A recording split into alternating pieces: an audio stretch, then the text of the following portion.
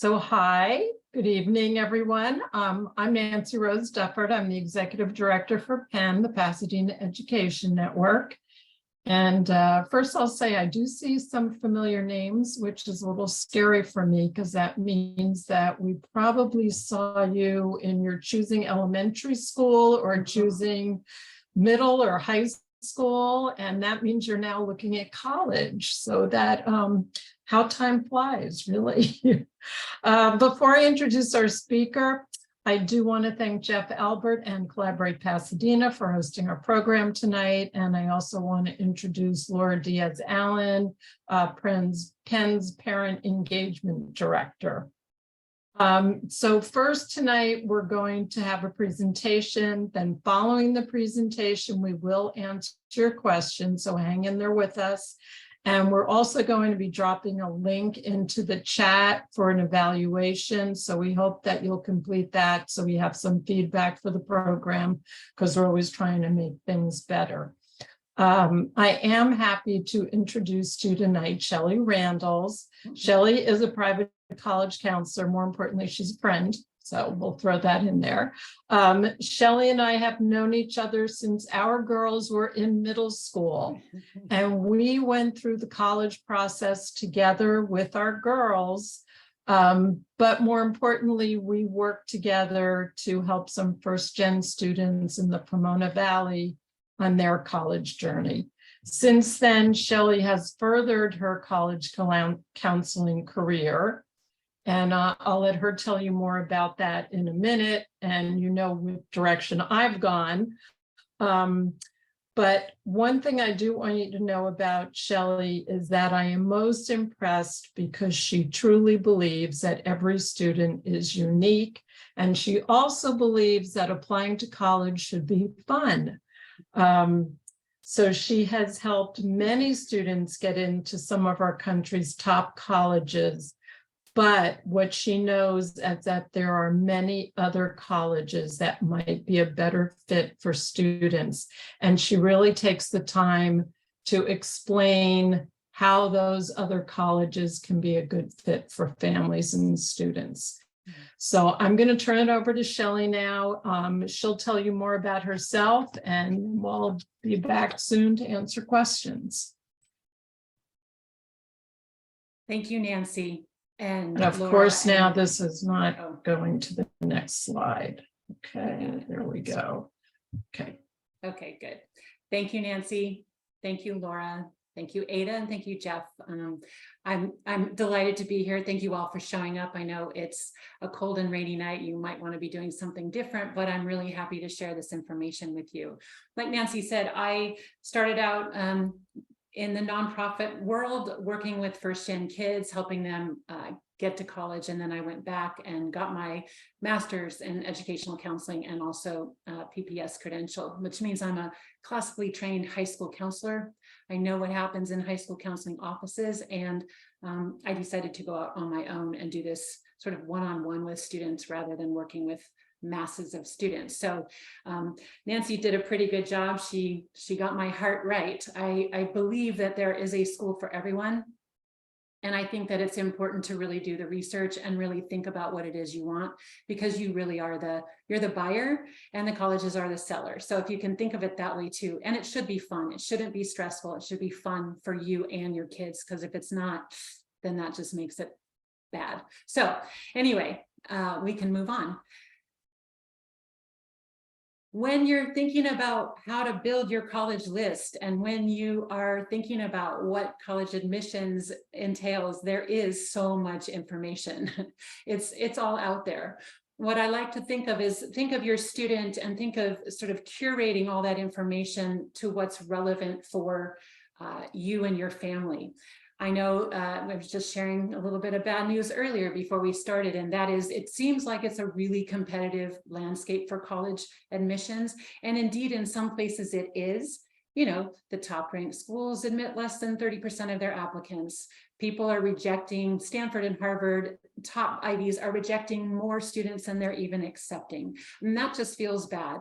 UCLA, I just got the statistics today, they're at an 8.6% admit rate. So even UCLA is up there with the Ivies. And so it does feel very, very competitive.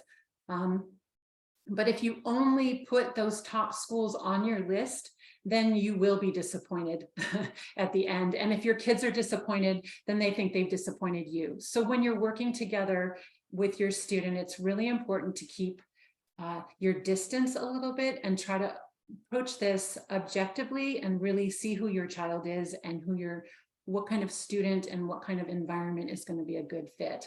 So let's go to the good news. The good news is there are over 2,200 four-year colleges in the US. And if you have any inclination at all, you can also look internationally. Sometimes that's even cheaper than staying in the States, but we're going to stick with the States tonight. 70% of colleges admit 65% or more of their applicants.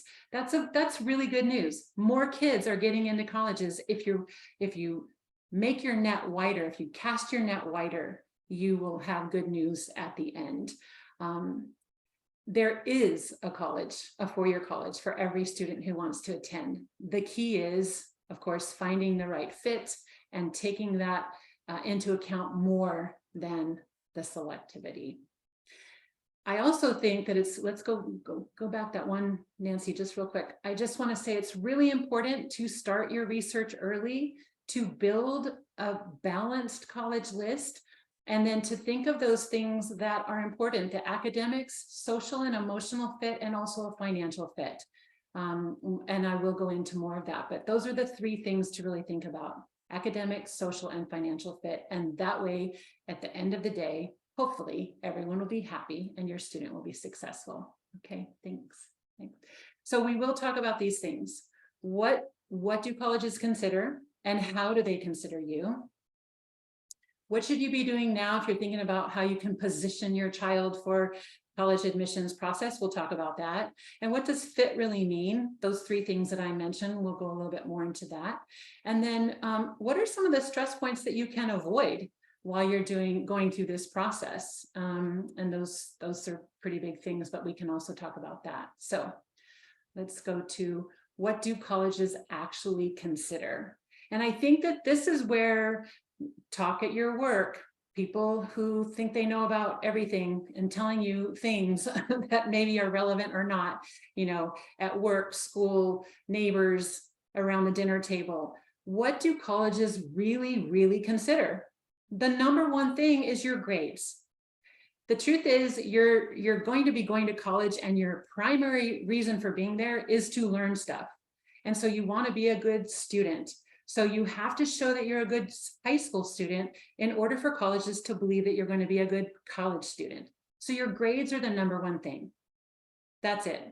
Then with that, they look at your grades, they look at the course load and the course work that you've chosen and the rigor of that course load. And then they're going to look at your GPA, and if your school does a ranking, they'll see where you rank in your high school. And then if you have test scores, and you'll see the big double red asterisks, we'll talk more about that. If you have test scores, that is another data point that they will evaluate as they look at you for admission. Those are the four things that you can control, basically, right? Those are the four things you know about. You have some agency over that. The three other things, the next three things: teacher and counselor recommendation. You're going to ask your teacher and you're going to ask your counselor, and they're going to write something, and you're going to sign a waiver as a student that says, I don't need to know what they're saying about me. And that's so you don't know what they're saying about you. You just hope it's the good stuff. Your essay is a chance for you to show your voice, show who you are with your written word. And that's tricky for some kids, but it's a way to show the college who you are. And it's a great way to be able to do that. And then they're going to look at your leadership, extracurricular activities. Some schools will consider demonstrated interest, how interested you are in that school. Obviously, Harvard and Yale, they don't care. Everybody's interested in them. But, maybe I think a school that I like to use as an example is American University. They do take that into account. So if you've met with them, if you reach out to their admission counselor, if you make a physical trip out there, or you do a virtual trip, through their info sessions online, they will note that. And then when your application comes in, that will count in your favor. That's an example of what demonstrated interest is. The thing that you can't control, that none of us can control, and these are the things that nobody knows what's going on behind closed doors. It's the specific needs of each school, which we call institutional priorities. These are the things that change from year to year, dictate what the entire class is going to look like, the reason they put kids on wait lists, the reason they, have an early decision round and then a second early decision round or an early action round and then a regular decision round. So they're trying to craft their class in the best way they can, considering all different factors that we probably don't know about. So when it looks like a kid who has a higher GPA didn't get into the same school with a kid with a lower GPA, we don't know that it's the GPA. We know nothing about the reason why one kid gets in and one kid doesn't. So I just want to sort of calm the fears of everyone. There's going to be reasons why kids get in and kids don't get in, and we're never going to be able to guess all of them. So that's the institutional priorities. And that's a really interesting thing that not everybody talks about all the time. Even colleges won't talk about it all the time. You can ask them what they are. They may or may not tell you, but that is something that they live by. Okay. So you've probably heard about holistic review. Some schools will only look at your numbers, like the Cal State system, only look at your numbers. They look at your GPA, they look at, that's it, your GPA, because they no longer look at your test scores. So that is not holistic. What a holistic review is when it is more than just the grades and possibly test scores. They're looking at your recommendations and your activities and your essays and your interviews, maybe if you have one, leadership, any kind of job or work or life experience. And so they're looking at all these things. And this is the reason why institutional priorities become important, because they can look at all this and then they can decide who they want to fill their class or not. So there's usually not a cutoff or a hard and fast rule about why someone gets in and why someone doesn't. But to be a strong candidate for a college, you'll want to be sure that your GPA, that's the first thing that they're going to look at, that your GPA is in the 50% range, either at the higher end. You don't want to be on the low end or below it. You want to be in that range or on the top side. So if you're looking at what schools to target and how to do that, your first factor is GPA. How do you stack up with the student profile and the GPA of that student profile for that school?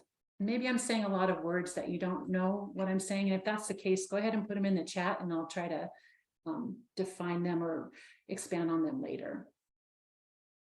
So what should we be doing now? Grades, grades, grades. Make sure that your student is doing well in school. If they want to take a test, if they want to prepare for a test, that's fine. But if a kid does not want to prepare for a test, or they get test anxiety, and we can go through this later, because everything is optional, maybe spend your time on your grades and your coursework. Definitely, this is where I wanted to, let's go back a second, Nancy. I want to talk something a little bit about the academic rigor and whether it's better to take AP or honors. The big answer, always the answer is, it depends. You want to make sure that you're always challenging yourself to the best that you can in your high school, and so that you are taking advantage of the opportunities that are available to you in your high school. So if your high school offers 10 APs and you're allowed to take 6 and you really only want to take 3, that's fine. If that's the most challenge you want, that's great. Everything is fine. But you just need to know that they offer 10 and most kids take 6 and you're taking 3. And the reason I bring that up is because college students are evaluated in the context of their high school. So I was talking about this with Laura earlier, actually, and every student should know what their high school profile looks like. Every school will have a school profile that they send to colleges. So when colleges are evaluating you, they look at your school profile and they look at your transcript and all the other things. And they're going to look at what you took advantage of as a student in the context of your high school. That's how you're going to be evaluated. And if that doesn't make sense, we can also answer more questions about that at the end. But also activities, make sure you're doing something that's interesting to you, because you will probably be asked to write about that. And if you're just doing something because you think it looks good on your resume and you have no interest in it, that will also show up in your writing. You want to get to know your teachers, because they are the ones that are going to write your recommendations. And so as juniors, I always coach my juniors right now to figure out, or to target who they think they want to write their letter of recommendation. Go to that teacher now, give them a heads up, and then in the fall, ask that teacher to write that letter of recommendation. But that requires developing a relationship with that teacher. So that's something that kids can do. That's something they do have control over. And then just create a balanced, well-researched college list. That's really the key. And there's ways to do that. But all right, let's go to the next one. Yeah, so what does fit mean? There are many, many, many factors that you can think about when you're talking about college fit. The number one thing is going to be the academics. You want to make sure that you're choosing a school where you're going to swim with the fish, not be left behind, and maybe not be way out ahead. You want to kind of be with the pack. You want to challenge yourself. You want to make sure that it's a place where you're going to find something that's interesting for you to study, for you to learn about, to major in. If you don't know what you want to major in, you want to make sure you have some choices in that. You're going to want to think about your social fit. Is this a place? Do they have things that I like to do? Is it a big school with a big team I can cheer for? Or is it a small school and has no sports because I don't care about sports? You have to kind of look at that too. What's the size of the school? What's the location of the school? What's the weather going to be like when you go to school? Who are you going to live with? Will you find your people, right? And so that's something you kind of have to do some digging to find that out about a school. And then it doesn't say that here, but I'm always going to throw in the financial fit. And there's some resources at the end or on that link that you're going to get later that you can check those out too. So, all right. And I think, yeah. All right. And this is the next part of the fit. This is going to look different for every family, because every student and parent has their own relationship. But the main message is your student should have a buy-in into this process, whether they feel like they're ready for it now or not, whether you think they're ready for it now or not. Try to meet them where they are, and then, get them to the place where they think they want to be, even if they have a hard time envisioning that. Because I guarantee you, the kid that they are now in this junior year is not the kid they're going to be in their senior year at this time a year from now. They're going to be a very different person. They're going to be a lot more mature. So starting this process with them a little earlier, when the pressure is a little bit lower and they don't have anxiety about application deadlines, this is a good time to kind of start that and talk about these things with your student. The other key to that list that you're going to be happy with at the end, and I really believe this, if you have 10 schools on your list, every single one of those schools should be a school that you want to go to. There should be a reason, and here it says 5. If you can only name 1 or 2, okay, but you should be able to name 5 things you love about every single school on your list, because if one school is all you get an acceptance for, hopefully it's a school that you love as much as you loved the school that you didn't get accepted to. So that's another sort of, you got to make sure that these things are happening. Oh yeah, and then it says, make sure you know what you love, because P.S. it's likely you'll have to write a YS essay about what you love about the school. So it's really important to do the research and know why you want to go to that school. And then your test scores and grades should be in that middle 50%, or we'll talk about merit aid and financial stuff. And if they're on the top end, it's more likely that you might receive merit aid if it's a school that gives merit aid. So, okay. All right, yeah. So what to avoid? Avoid the stress of thinking that you have to test. And I know there's been a lot of talk about test and test optional. I think Nancy, you can go to the next one. The next slide, yeah. Test optional is a real thing. There are so many schools that are test optional right now. MIT and Purdue are two that I know that have gone back to test required, but that's it right now. Even all the Ivies are test optional.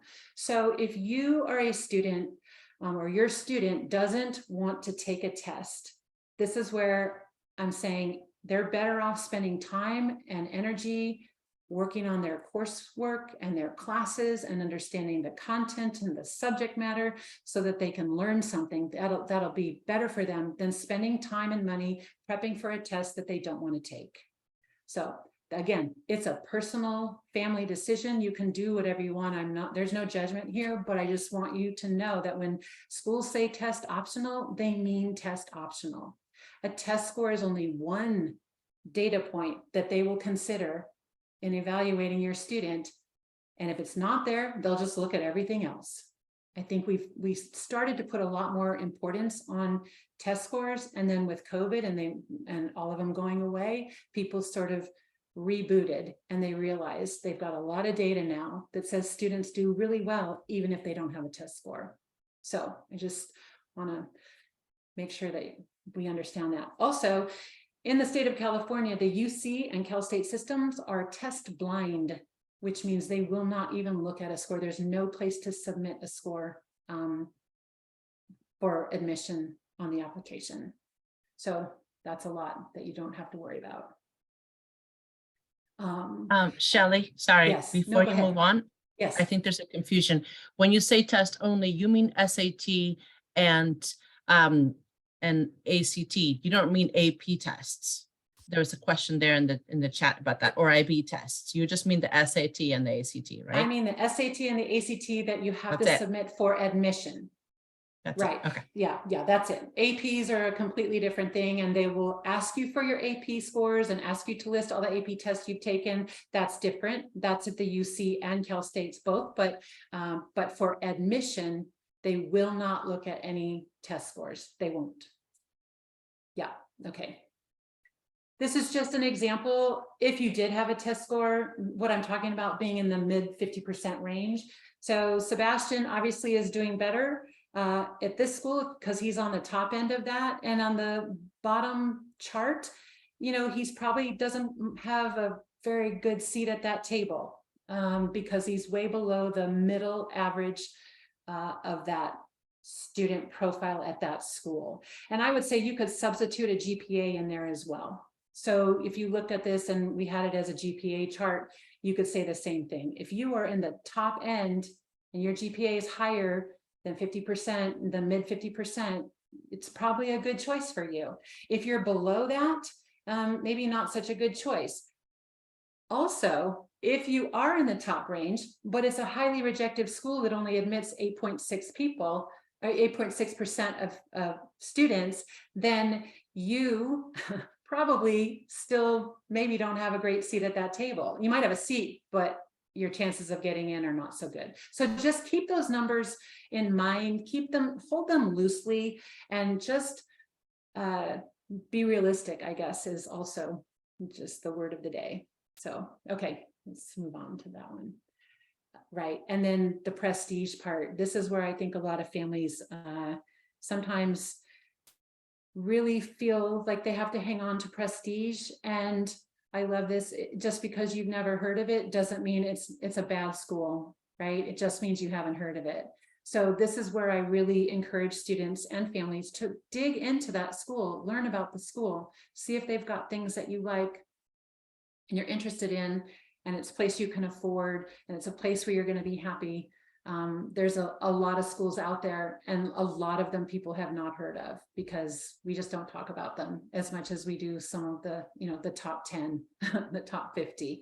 So I really encourage you to try to step out of the idea that if you haven't heard of it, it's not good, and that staying with something that's listed in the US News and World Report rankings, if it's not in there, doesn't mean it's not a great school. It just means it's not in the rankings. And actually the rankings is something probably we could have an entire webinar about. So let's move on. And right, the balance is key. If you have one dream school, if there's that Ivy school that you've always wanted to apply to, go ahead and apply. Just know that it's probably an unlikely, right? And then if you've got some reach schools where your academic profile is on the high end, but the acceptance rate is low, that would be a reach school because it's a reach for everybody. Make sure you have a handful of target schools and a few safe or likely schools, places where you know you're going to get in. And that way, at the end of the day, you will have something that you'll be happy about. And so, and you can see the different admit rates there. You just want to make sure that your admit rate is high for your targets and likelies.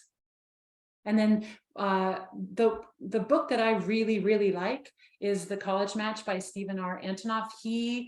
If you buy his book, he'll lead you right through all of these things step by step. And he does a really good job of that. The Colleges That Change Lives is also a group of, I think they're at 50 some schools right now that a lot of people haven't heard of, but they are amazing schools. They're smaller private liberal arts schools. Often they hand out a lot of merit aid for top students. So I highly encourage you to check those out if you haven't already. And then The Truth About College Admission.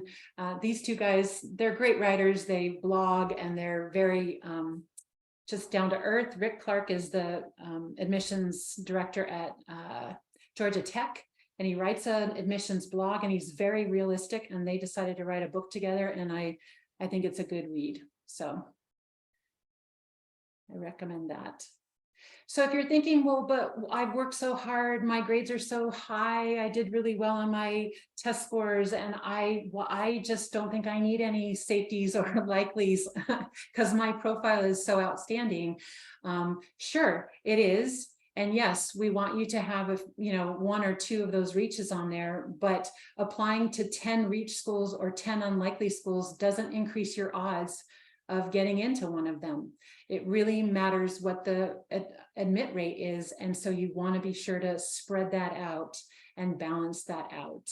And if you just have one on your list that, it's a do or die situation and it doesn't happen, then everybody's just disappointed. And that doesn't make this process any happier. So I really stress to make sure that that list is balanced, even if you think your child is outstanding and should get into all those really low admit schools. I highly encourage you to consider likelies where they're going to get in, just to save that at the end. And then there's the cost, right? So it's not on here, but it'll be on your resource sheet that Laura, I think, will send to you. And net price calculator. The net price calculator is the thing that I want to mention that you definitely put into your search. I want you, I suggest to all my students that they run the net price calculator for every school they're planning to apply to before they apply, to make sure that it's in the family budget. Because there's nothing worse than applying to a school and a parent says, oh, that's okay, we'll figure it out when we get there. If you get in, we'll figure it out. And then you get in, but then it can't be figured out. And then there's a disappointment there. So run that net price calculator, make sure it's in your family budget, and then go from there. And then this part about the private scholarships and the institutional grants, there's way more money at institutions for merit scholarships than private scholarships that you go and get yourself and then bring into the institution. So it makes more sense to be at the top of the academic profile For schools that will give you merit aid, because not all schools will, but schools that have a track record of giving merit aid, you want to be on the high end of their academic profile, and your chances of merit aid are a lot greater. I do want to say one other thing about that too. Private scholarships, if you get a private scholarship, which means outside or on your own, and you bring that private scholarship to the college that you decide to go to, you need to check with that financial aid office first, because if they've awarded you money and you bring in an outside scholarship, some schools will deduct the amount of award that they have given you. And so your scholarship isn't any extra, it's just the same as what the institution would award. So please check that before you go get outside scholarships with the schools that you think you want to apply to. This is always a good question. If you are a high expected family contribution, low need family, basically in the middle somewhere, and you don't think you qualify for need-based aid, this is, again, focus on the colleges that have the track record of giving merit-based scholarships, right? Not all schools do that, and not all schools have a great track record for that. So that's just a thing that you need to research while you're doing research, is who's going to give the money and how much do they typically give. I've added a link to that document, and it tells you how much each student gets. It has a 5-year data report and what the average amount is and what they give and how many students get it. So that's a link on there for you at the end. And then, yeah, that's it. Oh, and if you're still stressing about cost, which who wouldn't, and you want to look for a value, again, here's that net price calculator. That is a hot link, I think, or we'll make it. I made it a hot link on the document for resources. Yeah, check that. I just want to stress, check that. WUI, Western Undergraduate Exchange, is an option for California residents. It's a consortium of schools in the Western states that will offer a tuition discount for students who meet certain academic bar. So if you're at a certain academic GPA, or however they do it, whatever they decide, and each school can be different, but it's something to check out. And I do think that's, anyway, then, yeah, we'll figure it out. We'll make sure it's. All the links will be hot by the time they Yeah. get them. Yeah, thank you, Laura. Okay. Mhm. RACC is the Regional Association of California Counselors. These are folks that are located and based in California, but they represent schools that are out of state. And again, these are schools that are happy to have students from California and will often discount the tuition. Also, there are schools that may have your program that you want. If you're an engineering student and you want to get into the UCs, that's really tough. Even Cal State's, Cal Poly SLO, it's tough. They're very competitive. But if you want to be an engineering student and you're willing to go out of state, there are going to be engineering programs for you out of state that won't be as impacted. So this is another way to sort of spread that, cast that net a little bit wider. And then this is just my own personal opinion, but I still think the Cal States and the UCs are the best deal going for California students. It's just getting more and more competitive. So you want to make sure that you're looking at other options. And then starting at a community college also is a pathway, and then transferring to either state university or even a private 4-year institution can save money in the long run. So these are just ways to minimize cost, hopefully. Okay, I think that I want to make sure that you all are filling out the evaluation. Right? Did you want, and then. You know what? Let me go put it up there. Sorry. Okay. Oh, there we go. Yeah, Western. So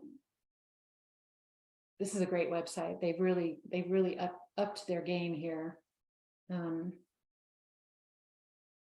There's the eligibility tab down there, Nancy, that little gold tab that just tells you, way down on the bottom, yeah, like every school will have their own standards, but basically, Okay, evaluation link is in the chat. okay, good. Are the schools in the WUI listed on this website or no? I'm Not sorry, quite Nancy, sure what? where. I was Say gonna again? say, are the schools listed? Yeah, right there, 150 here, WUI schools. Okay, Yeah, it's in okay. the western states, so all the way to Hawaii and Alaska. Does it have a map or something? We'll see.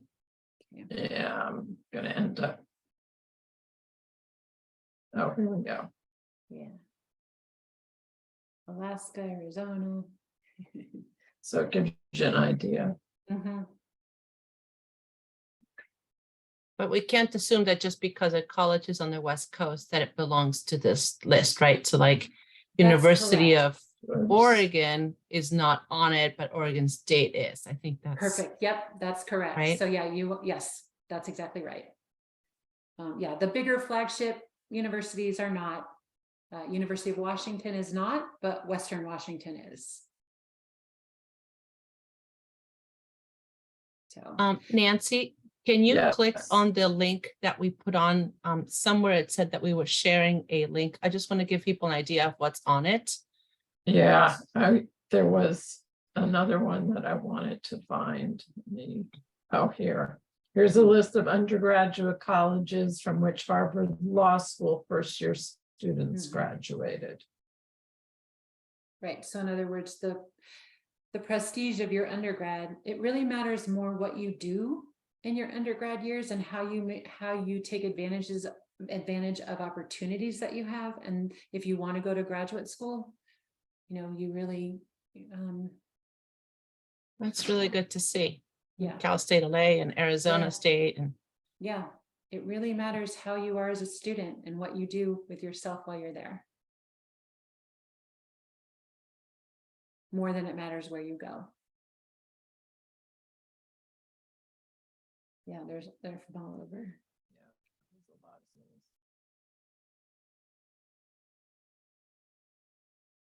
SUNY schools. This is Mhm. helpful.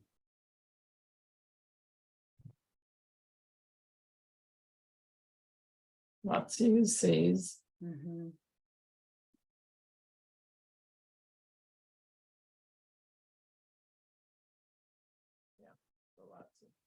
All right. Yeah. You don't Yes, I have to wanted go to give to them an a Ivy League to go to Harvard Law That's right. School. That's right. Lots of places. That concludes for me. Did you have questions? I know you have questions for me, Laura.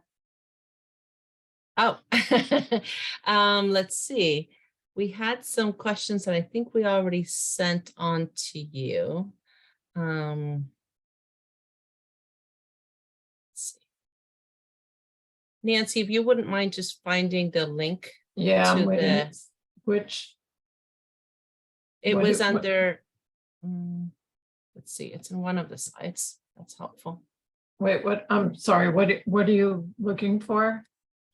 It's where it says that Penn will send them a list of resources. This? Okay.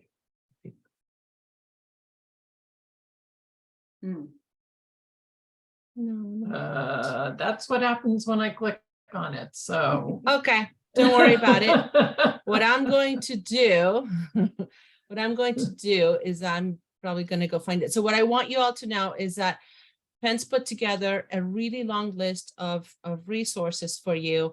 It has things like opportunities for extracurricular activities, local and national. It has summer school programs. It has books to read. It has all kinds of things and some links that Shelley gave us. So we will be emailing this to you. We're going to put it on the website and then we will email you the link to that.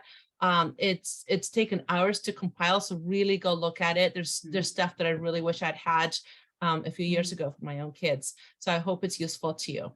Let's see. Any questions from the audience? At this point, I think it's fine to unmute yourself and ask them. I do see one in the chat that maybe I could address if that's okay. Oh, yeah, Sure, yeah. go ahead. It says, I know I kept stressing GPA, GPA, GPA, and then there's someone said, big sigh, where do C students go? And so I want to make sure that, yes, GPA is important, but not every school wants a 4.0. There are 2,200 schools, and a lot of them are very, can be more lenient than I think everyone thinks that you have to have a 4.0 to get to college. That's not true. So you can have a lower GPA and still go to a four-year college. If it's a student who has a lower GPA because maybe they weren't into school in the beginning of their freshman and sophomore year, or maybe they were, dealing with something else and their GPA is low, you get a chance to explain that in your application. There's places for you to be able to add context to your GPA and to your transcript. That's part of the application, the literal application process. And so, and I will say, the UCs are amazing. They have every UC puts out their own videos about the application process, the UC application, what they want from that. Those are really good resources for you, and they're free. I put one UC link in that document that Laura will share, and it's the document that shows you what or it's the page that shows you the admit rate and who's getting into UC. So you can start there, but they have a lot of different links and a lot of different pages on their website that will help you with a lot of questions that you might have about the UCs. Away from the UCs into other schools, a lot of schools will take students that don't have a 4.0. You probably have to have a 3.2 just to kind of get in the game, because they want to know that you can do school. But if it's lower than that and you have an explanation why, and your trajectory has gone up, there it is. Then you can still find a school. So this is what I'm going to get rid of some things here. So this is what this list looks like.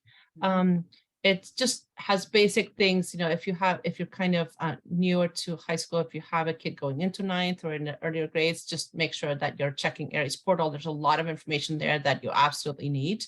There are even things like there's a list of institutions where kids can volunteer. So get familiar with everything that you see on the parent portal. Then there are various college planning websites that I used when looking for my own kid. There's some overlap, so that College Vine and I think College Confidential have some of the same things. Fair Test is one that you suggested, right, Shelley? Yes. So if you're looking at a school and you don't know what their testing policy is, fairtest.org keeps a record. They're a nonprofit, but they keep a record of all the testing policies for all the schools, and they try to stay up to date, especially during COVID when things were changing back and forth so fast. But they've been doing this for a long time, and they're very accurate. So the net price calculator, that'll take you to the Department of Ed for net price calculator. If you don't want to use that one, you just Google the net price calculator and the name of the school, and it should take you to the school website for the net price calculator. The College Navigator is the one that I was talking about that will tell you what kind of aid they award to their students. So there's a whole breakdown in their financial aid of who gets money and how much money they give and all of that. And then the UC undergraduate admissions summary. I just think that's a really interesting It is. data point to look at as you're looking at UC. So Laura, I'm a little concerned that we're not going to get to the questions if we walk through Okay. all the resources. And I want to make sure that we do answer people's questions. I just wanted to show them this so that you know to expect it. There's just a lot of really helpful stuff. So I will stop sharing and just look for it. Okay. Great. Okay. So Shelley, is it easiest for you if we read them out to you, or do you? I know, yeah, go ahead, because I'll get sort of Okay. caught up in that. So if students have the ability to take classes at community college, is that something that helps on the college application, and do the colleges know that they have the ability to take it? So that's part of what's in the school profile. If that school has a relationship with a local community college, which, Pasadena schools, it's PCC, right? And so almost every student is able to dual enroll, right? Or take a college course while they're still in high school. And that definitely, it either shows up on the high school transcript, or you have to go to PCC and ask for your transcript. And then you will add that will go on your application for the college. That want to know, have you taken any college courses and what did you get, and send us a transcript. So it'll act just like a high school transcript. So yes, that shows that you're challenging yourself, and that you're, that you have added some rigor to your schedule. Okay, so here's a great question. Okay. Joking here. What tools do you recommend for whittling down that 2,200 colleges? That's a great question. Stephen Antonoff, Dr. Stephen Antonoff, he, collegebuff.com, I think is his website. And if you go onto his website, and there are resources, there are online tools that you can use, and they're free. He gives them away free. He's a very generous and kind man.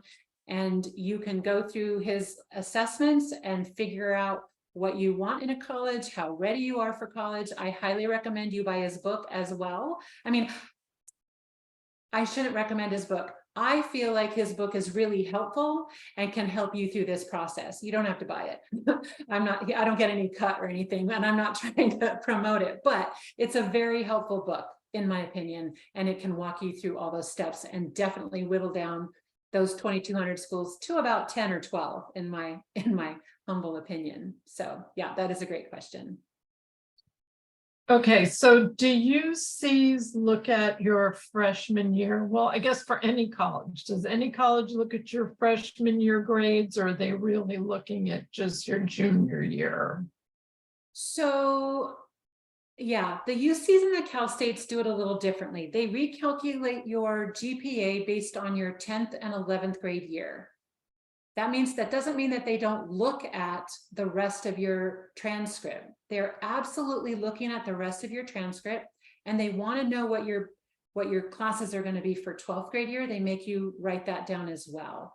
So it's a little bit misleading to say that they don't look at those classes. They do. They still want to see that you're challenging yourself.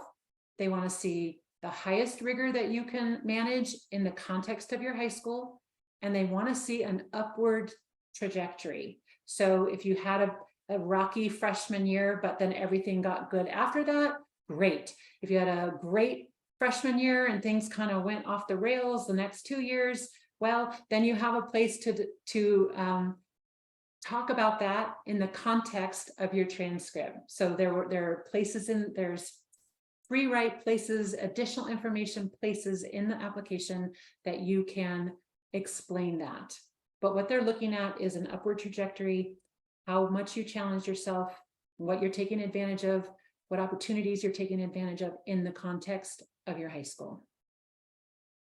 Leslie, do you want to go ahead and ask your question since you've got your hand raised? Hi, it's Annika's daughter. I was just Go ahead. Leslie's daughter, Annika, my bad.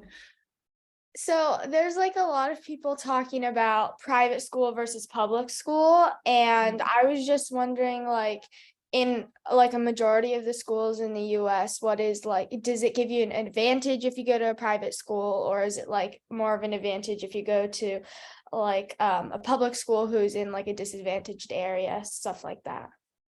Are you talking about for high school? Yeah, for like getting into college, what is like the rate, I guess, percentage of admission for like private schools and then public schools, and does one Public or private high school? Yeah, public or private high schools, and does one, like going to a private school or going to public school, give you an advantage? You're gonna love my answer. It depends. I mean, I'm gonna back out a little bit on that one and just say it's really important to be a good high school student, no matter where you're going to high school. You should be engaged in your classes. You should be a good community member and participate and be kind to people. You should do the most challenging work that you can do within the high school that you're going to.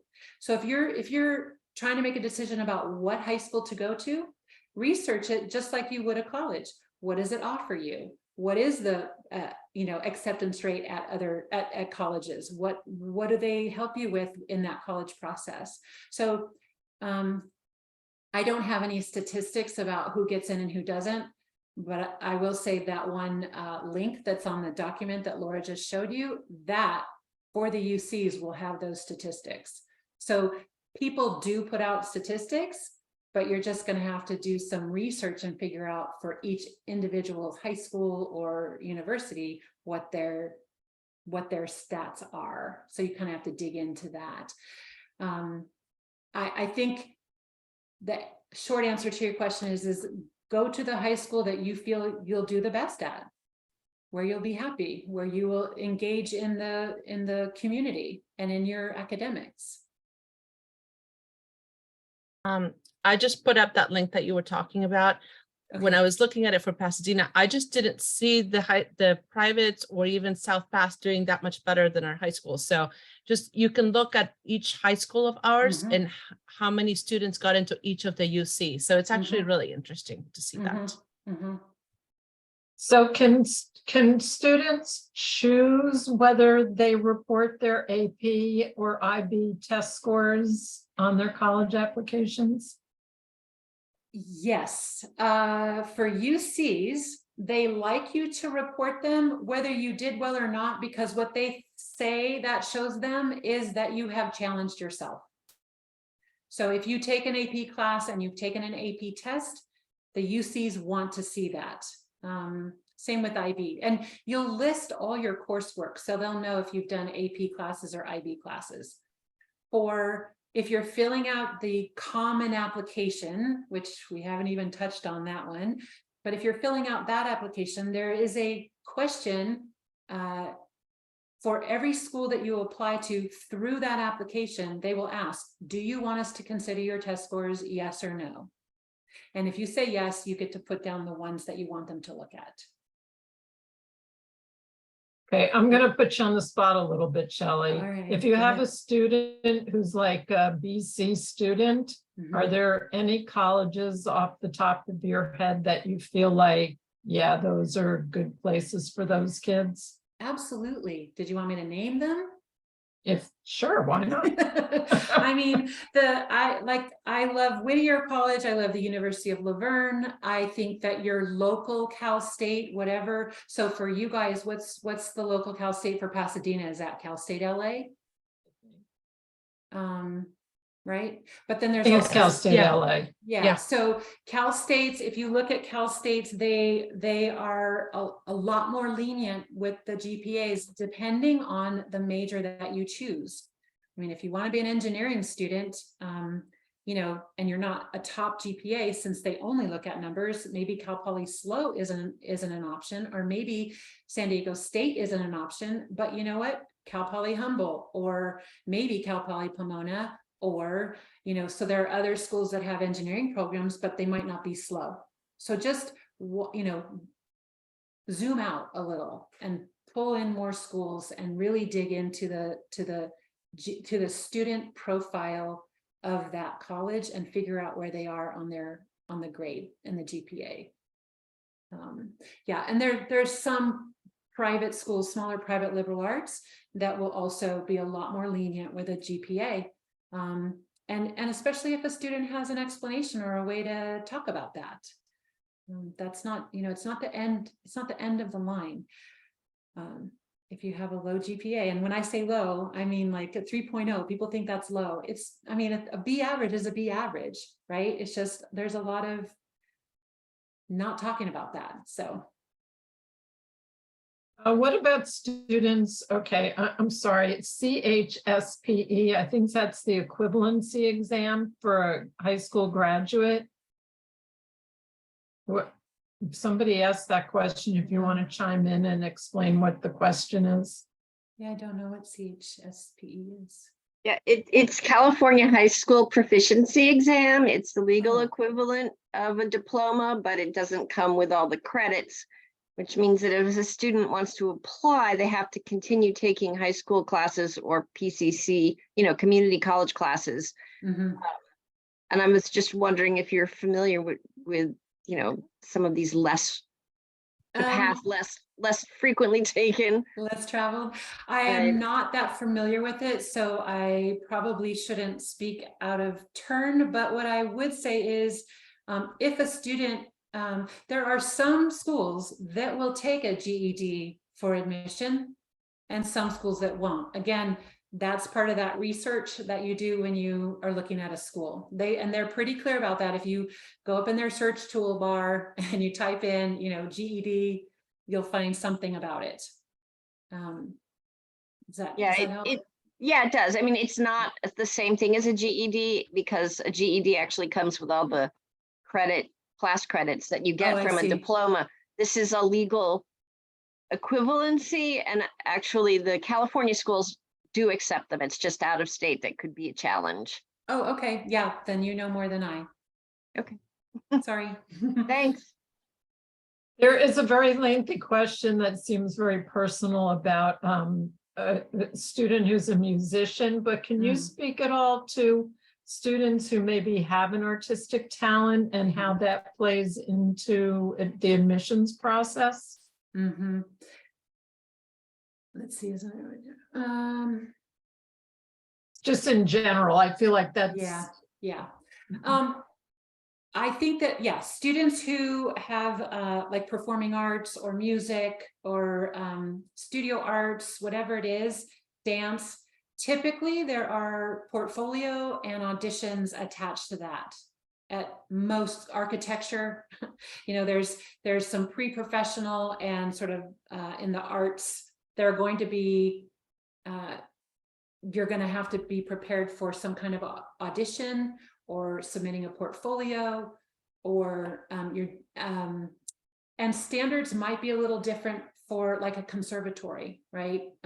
So you, again, it's all about the research, and yeah, there's no prediction to be made about whether someone's going to get in or not. That's just that's not something I can do. I wish I had the crystal ball talent for that, but I don't. Gosh, my job would be so much easier, wouldn't it? You make a lot more money too, huh? Wow. And but not to dismiss that, but I think that it boils down to doing the work. If you want UCLA and UCLA is like the golden ticket, great, consider it an absolute unlikely, and then add more schools to the list. But don't not try for UCLA. I don't want to squash dreams, but just don't put every school on your list like UCLA, because then it won't be a happy ending. I know that you're not necessarily familiar with College Access Plan because it's a Pasadena Unified School District support, but it's a college access program that they work with the students. I don't know if you're familiar with the UC Early Academic Outreach Program, but do you know how the schools look at those at all? I don't know anything about that. I haven't worked with many outreach programs and then on the other side of the desk, so I can't really speak to that. Sorry. Okay. I know that there's a specific place where they ask you if you've been in one of those programs, but I don't know if that's for admissions or if that's to offer you the opportunity of a summer thing or something. Well, right. And because I haven't had many students who've checked that. There's a box for students like the EOP. Yeah. Is that what you're talking about? Mm-hmm. Or do you want to be part of, so you check the box if you want to be part of that program on campus. That's what I'm familiar with. Oh, okay. No, I know that there were places on applications where they asked if you had been part of programs like, they don't know about College Access Plan, But, you know, if you have been part of Puente or any of those things like that for first gen and low income students. So I know Oh. we had to fill out those. Right, so if there's a spot on the, yes, and there is a place on the Common App where they ask if you've been any pre-college program, is that what you're, is Yeah. that sort of, okay, yeah. Then, and I think that that's just a data point. I don't think it influences one way or another. They just want to know, it gives them more context about you.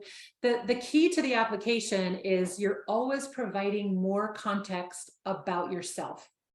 Everything that you give them should be information that they can use to evaluate you in the admissions process. So when they ask for these things, right, and they want you to tell them about things, it's a good opportunity to tell them, because you never know how it's going to weigh into their decision. What part of the institutional priority does this meet? You know, we don't know those things, not all the time. So, but I think definitely sharing information is a good idea. Yeah. Shelley, there was a question that says whether the UC schools talk with each other about who they plan to offer admission to, or is it more of a each school does the admissions independently of the others? That's a really good question. I think people have a lot of misconceptions about that. When you apply to the UC, you use one application. You apply to the University of California, and then you check a box and you say, I want my application to go to all these different campuses. And then you click that button and your application goes to all those different campuses, and then it becomes individual schools. So Berkeley doesn't talk to UCLA, UCLA doesn't talk to San Diego, San Diego doesn't talk to Santa Barbara. They don't talk to each other. They have their own college, their own admissions office, and they do their own thing, because they just don't. And I've been to many UC conferences and that question comes up and they say we don't. So I trust that they don't. Yeah. Okay, well, I want to be respectful of people's time, and it's a little bit after 8. I don't know if there are any last minute questions. I know, Shelley, that you've said you'd be available if anybody had questions to you afterwards. And so Yes. people will get your information. Okay. Yeah, I'm happy to stick around for a few minutes if you guys want to do that. If not, that's fine too. And also, yes, my information was on the front of this and the last part of this. If anyone has any questions, I'm very willing to just answer questions via email. Don't hesitate. If you have something, I'm happy to answer questions. My personal philosophy is that the more information you have, the better it is, but you need good information. You need good, relevant information. And there is so much out there. It's sometimes hard to figure out what's appropriate and what's not, what's real and what's not. So I would much rather answer a question and try to help you figure out what's good and relevant information for you than to not. So, Shelley, I have a quick question. sure. I mean, we as parents learn as much as we can, right, about the admissions process, but at which point, would a parent consider getting, outside help, like a college consultant? I'm not trying to throw business your way or anything, but I mean, Yeah. it's just, I know for one of my kids, it was fairly smooth, but I can also see that with some parent-child dyads, it gets a little sticky. It can get a little, Yeah. So I don't know. I'm just wondering, who comes to you and why? That's a great question. I think families who are looking for, I tease about this with people, the professional, right? You go to your accountant because they know how to do your taxes. You go to your financial planner because they kind of help you with your money. You don't know everything, you know a little bit, but you might not know everything. So I've had parents say to me, I think I know just enough to be dangerous. So I really want to make sure that I'm talking to someone who really knows. So that's number one. And number two is, I really like my kid and I want to make sure that my relationship with them is good, like now, during, and after. And so I really just feel like, and my student is, a hardworking person. They will do a lot of this work. I'm here, but I also don't want to be the one looking over their shoulder and nagging and doing all that stuff. I really want somebody else to do that. And so I sort of come in as that third party who's neutral and can work with that student in a place that, you know, then they feel a little bit more responsible to themselves and to me, and not to mom or dad or Right. parent, whatever, whoever's, you know, in charge of them. So I think it's a couple different reasons for that. Okay. But It just, yeah. while we were going through the process, it occurred to me that I probably should have thought about it, because all I said to my kid was, have you done anything for college yet? Have you done anything for college yet? That, and have you showered? You know, that's all I said to this poor kid for months. It's a good question. It's a real question. I think, again, it's every family is different, and it works for some families and it doesn't work for others. And so that's just really a decision that people need to make. Okay. So yeah, but thank you for And we that. have one last question. Okay. Do you recommend disclosing a learning disability on college applications? That's a big one.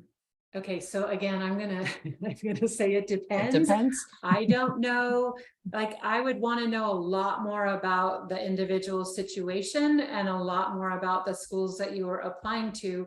I don't recommend ever withholding information. I don't think that's helpful, because if you get to a school and you have a learning disability and then that school isn't prepared for you, that's not going to be a good match. So I can't say definitively yes or no. It depends. I would want to know a lot more before I answered that question. But in general, it's always best to be truthful. So, and not withhold information that is seriously relevant to the success of your student.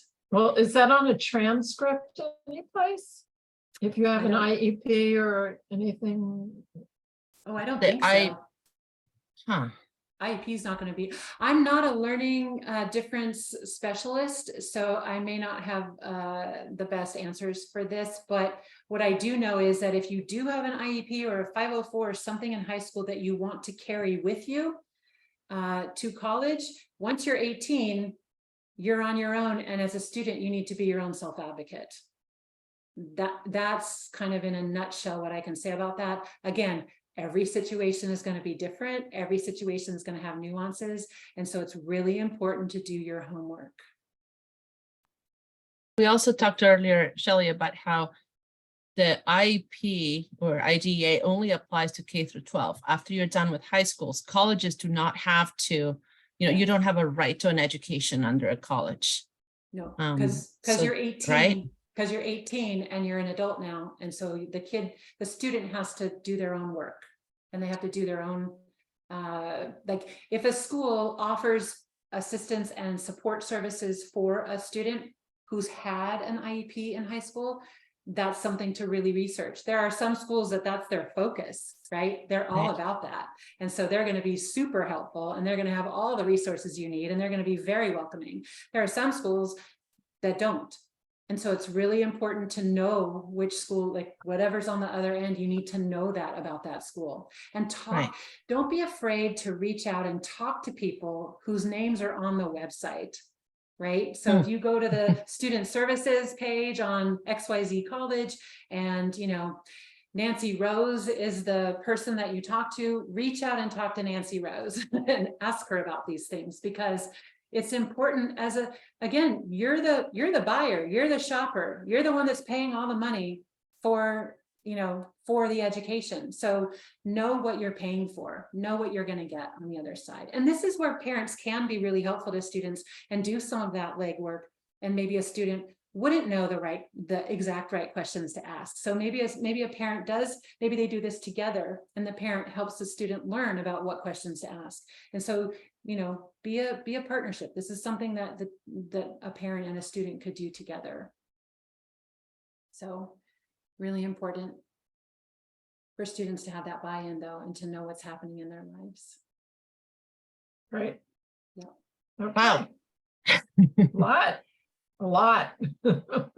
Please fill out the evaluations, please. We really want to know if you liked the program, if there were things that that you wish we'd done differently. we haven't done this program in this way before. So we really want to know, I'm putting it there again. So just it's very short. Just take a second and go fill it out for us. Great. Okay, well, thank you, everybody. Don't forget to mark April 23rd on your calendar for Penn's wine tasting event. Come out, Ooh. join us. We'll be honoring some parent volunteers, be honoring Nia Bailey, Mayfei Kong, Warren Skidmore, and Pilar Oliva. So come join us and drink some good wine and tequila tasting. Oh, yay. Because that's how we roll. Right? Work hard, Nice. play hard. Yeah. Thank you all for being here, and thank you Thanks a for lot, hosting everyone. me, Nancy and Laura and Thank you. Thank you. Ada. Yeah.